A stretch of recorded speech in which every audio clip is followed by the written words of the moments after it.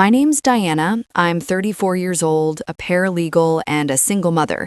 And what happened last September changed the way I understand family, loyalty, and the quiet power of paperwork.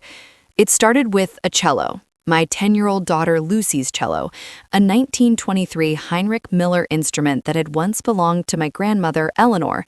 That cello wasn't just wood and strings. It carried history, memory, and love.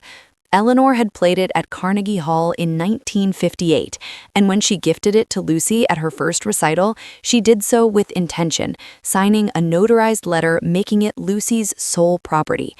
I remember scanning that document into my Google Drive, thinking it was just another careful habit of an old woman who believed in order. I didn't realize it would one day become the most important document in our lives. Lucy named the cello Harriet. Every afternoon, she would sit by her bedroom window and play, greeting it like a friend, whispering to it, pouring herself into music in a way that made our small apartment feel like a concert hall. My parents never saw that. To them, it was just something valuable sitting in a corner.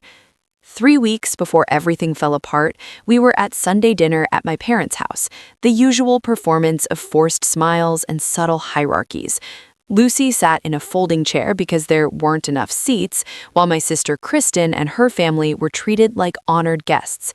That night, Kristen talked about wanting a pool for her kids, and I remember seeing a glimpse of her phone screen with the words pool contractor and a large number. I didn't think much of it then. I should have.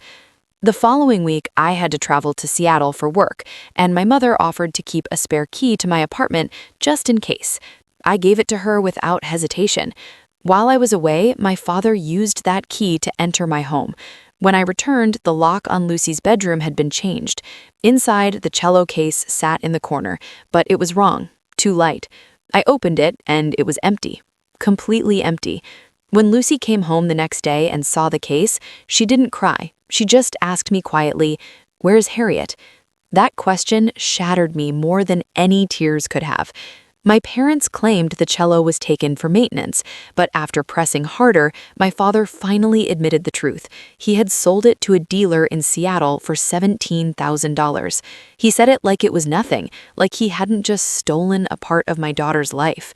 When I drove to my sister's house and saw a massive trench being dug for a pool, everything clicked. They had sold Lucy's cello to fund that pool. My family framed it as a family decision, but it wasn't. It was theft. I gathered evidence, the notarized gift letter, my father's messages, the dealer listing the cello for $125,000, and even emails between my mother and sister planning the sale before I returned home. Then I called my grandmother. At 91 years old, she didn't shout or panic. She listened, then calmly told me that not only had she gifted the cello legally, but it was also listed under her family trust, and the house my parents lived in, it wasn't theirs either. It had always belonged to the trust. My father had been living there for 25 years without ever checking the deed. Within days, my grandmother contacted her attorney and everything moved quickly. A police report was filed for theft, a certified demand letter was sent, and a 30-day eviction notice was issued. My parents laughed at first, dismissed it, even tried to manipulate the narrative by telling relatives I was suing them over furniture. But then the certified letter arrived and everything changed. My father's voice, once so confident, turned uncertain. He tried to threaten me, but the truth was already in motion. Their lawyer confirmed they had no legal claim to the house. The money from the cello was gone, spent on the pool, and they had no way to repay it. My grandmother refused to back down. In court, the evidence was undeniable. The judge ruled in our favor. Full restitution of $17,000, enforced repayment, and eviction upheld. My parents lost the house they thought was theirs. My sister's pool project collapsed under financial strain, leading to debt and a lien on her home. The illusion of control and entitlement they had built over decades crumbled in a matter of weeks. But the most important moment came later, when I walked into the attorney's office and saw Harriet again, safe in its case. I brought it home, placed it in Lucy's room, and waited. When she opened the case and saw it, she didn't scream or cry. She just smiled softly, touched the neck of the cello, and whispered, "Hi, Harriet." That quiet moment was worth every fight, every document, every sleepless night. After that, I made another decision. No contact. I set boundaries for the first time in my life, not with anger, but with clarity. My parents sent messages, my sister apologized, but I didn't respond. Not out of cruelty, but because healing requires honesty, not performance. Months later, Lucy was accepted in a youth orchestra. At her winter recital, she played the same Elgar concerto my grandmother had once performed decades earlier on that very cello. Sitting in the audience beside my grandmother, I listened as the music filled the hall, and for the first time in a long time, I felt still.